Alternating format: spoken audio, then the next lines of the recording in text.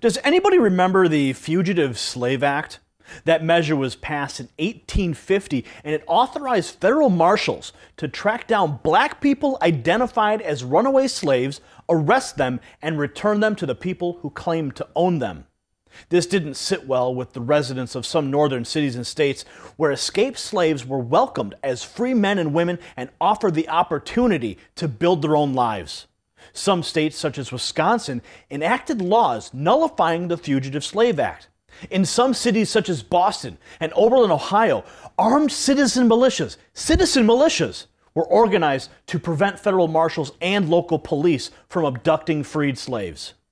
Those who enforced the Fugitive Slave Act had the so-called authority of law on their side. Today, it is widely recognized, however, that what they did was not only morally wrong, but a violation of society's most basic laws, the law of non-aggression and the principle of self-ownership.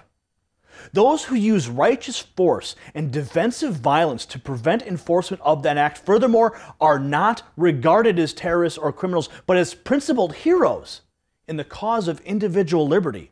Every day in this country, people who have done no harm to anybody else find themselves on the receiving end of officially sanctioned violence.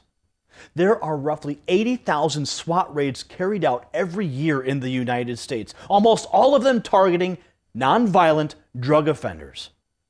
We can expect to see this onslaught escalate dramatically as the federal government expands its efforts to disarm the public.